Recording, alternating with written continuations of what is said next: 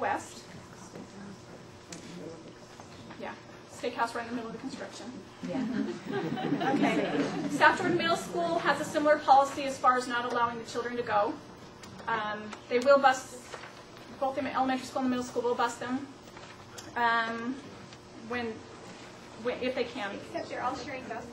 After they've all been accounted for. Yeah, they're all sharing buses, so that'll be interesting. Anyway. But the middle school does not have an evacuation location. Sherry actually is working with them to try and get them to come up with something. So, and we're not sure what Bingham High School's doing. We couldn't get that information. So, anyway, so let's see. Okay, so just make sure your child's card is up to date and correct, and that you coordinate with your neighbors as far as putting names on there to pick up your children. Make sure you inform your children what will happen in the event of an emergency, and again, resist the temptation to get in your car and head to the schools. This will only slow down the process at the school and cause traffic problems. Check your radio and your EOC to get instructions on when and where to collect your children. There's an information sheet that you got from the Jordan School District talking about where they'll send information through and all that kind of stuff. So, last thing is just a couple of announcements. The order forms, they are due February. Richard, come back. They're due February 8th. Our next event is going to be CERT training. Do you want to say it again? CERT training. CERT training, February 19th and 26th. Instead of doing it like the city does it, or many cities do it, typically they do it over an 8-week course.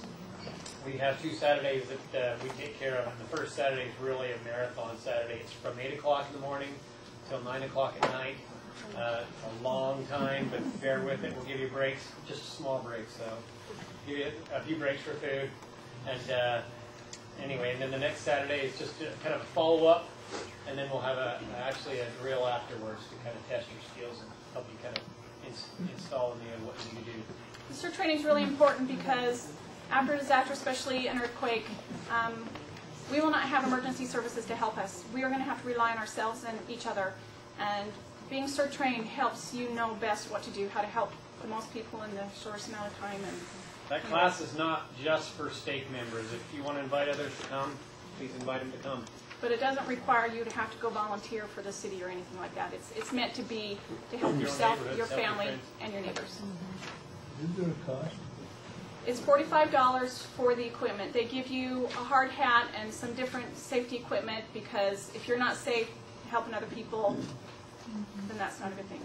So, if you're already CERT trained, you do not have to pay again. right. You can come and audit the class if you've already taken it, and you're more than welcome to do that and come to the drill. Another plug for it. In the last week, I have had firefighters and police say that in the event of a big disaster, they're leaving their posts and going home to check on their families. And so we may think that they're out there, but they're wanting to take care of their families just as much as we're wanting to take care of ours. And physicians will do it at the hospital first, too. And nurses. Well, some are, Yeah, not all of them. Okay, oh, good. We've got dibs on your husband. Good. Okay.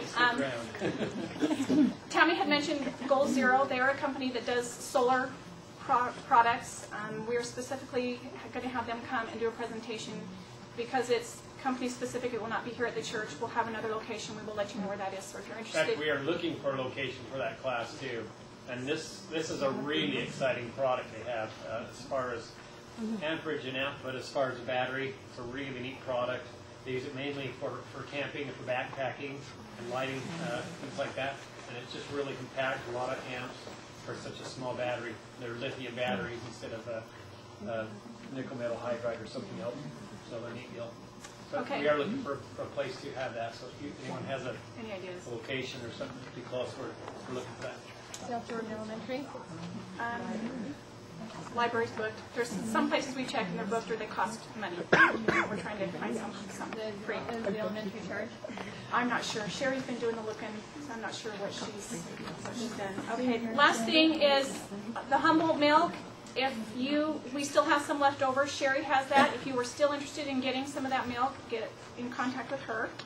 And Is it instant or the regular? it is instant. And information will be on lambtonfarms.com, and hopefully everybody will get their handouts. If they don't, we will make sure that they are on the internet or emailed to you. What's the status on our crystal eggs, our crystallized eggs? Okay, they're coming from Walton Feed, and there's been some issues. That and the butter powder is coming from there, and that's why they're not here yet. So as soon as we're on the schedule and the truck gets down, then we will get those and we'll get them out to you as soon as we can. All right, that's They it. ever make the copies? They make copies. Who else needs them? If you have more than one, would you be willing to share?